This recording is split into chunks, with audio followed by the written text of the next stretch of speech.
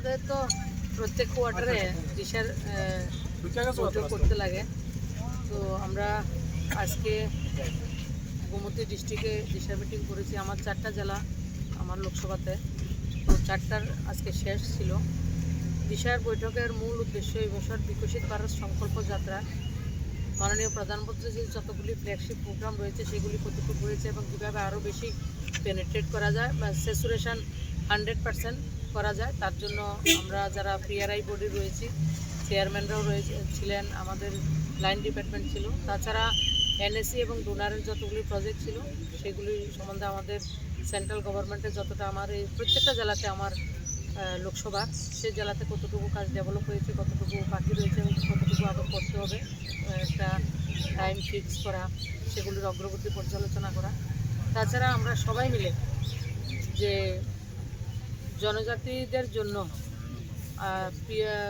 বিকশিত ভারত সংকল্প যাত্রার মধ্যে আরও কিছু 5টা ইস্যু রয়েছে। তাছাড়া ভারতবর্ষের 75টা জনজাতি রয়েছে, যারা খুব সংখ্যায় কম, 25 থেকে 30 লাখের সংখ্যা গোটা দেশের মধ্যে।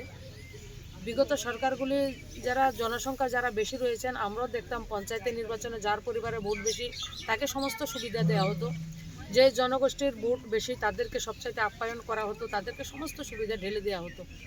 কিন্তু দেখেন দেশের মাননীয় প্রধানমন্ত্রী মোদিজি মাত্র 25-30 লাখ লোকের একটা জনগোষ্ঠী রয়েছে, যারা 75টা জনজাতি, খুব সংখ্যায় ওনারা কম, কোনোটা 4000 রয়েছে, কোনোটা 1200 রয়েছে, এমন করে 75টা জনগোষ্ঠী রয়েছে 12টা স্টেটের মধ্যে। তো আমাদের স্টেটে একটা জনগোষ্ঠী সেই স্বীকৃতিটা আমরা পেয়েছি, সেটা হচ্ছে ব্রু রিয়াং যারা রয়েছে, পিএম জন্মন। তো আমার লোকসভার মধ্যে সবচেয়ে বেশি হচ্ছে গোমতী জেলাতে।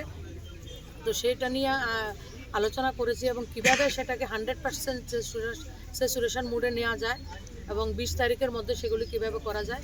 কারণ এই যে 75টা জনগোষ্ঠীর যে 25 থেকে 30 লাখ মানুষের জন্য তাদের জীবনমান উন্নয়নের জন্য, তাদেরকে আত্মনির্ভর করার জন্য কোনো মানে সরকার শুধু রাজনীতি করেছে জনজাতিদের নিয়ে, তাদের জন্য কোনো ধরনের পরিকল্পনা ছিল না। আজকে ত্রিপুরা রাজ্যে যারা বলছেন জনজাতিদের ডেভেলপমেন্ট চাইছে, আমি সবাইকে আহ্বান করব পিএম জন্মন এবং বিকশিত ভারত সংকল্পের সঙ্গে আপনারা যুক্ত হলে আপনাদের যে দীর্ঘদিনের চাহিদা, যেটা আপনারা করতে পারেননি গত 9 বছর ধরে হচ্ছে, এবং আজকে 26 জানুয়ারির মধ্যে সম্পূর্ণভাবে আমরা সেই বিষয়গুলি মানুষকে পৌঁছে দিতে পারবো।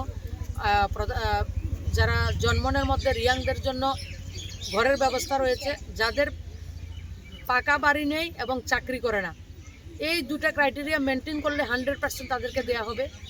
ঘরের সঙ্গে শৌচালয় দেওয়া হবে, জলের ব্যবস্থা দেওয়া হবে, তাদেরকে কারেন্টের ব্যবস্থা দেওয়া হবে, তাদেরকে আমরা উজ্জ্বলার গ্যাসের কানেকশান দেওয়া হবে, এবং একটা ঘরের জন্য শৌচালয় এবং ঘর কম্বাইন করে, যেটা গ্রাম অঞ্চলে অন্যদের জন্য 1,30,000 টাকা দেওয়া হয় এবং 98টা ম্যান্ডেজ দেওয়া হয় কাজের জন্য মনরেগার, সেটা না করে উনি 2.5 লক্ষ টাকার একটা প্যাকেজ আমাদের যে পিএম জন্মনের মাধ্যমে আমার ব্রু রিয়াংদের জন্য ব্যবস্থা রেখেছেন। তাছাড়া যদি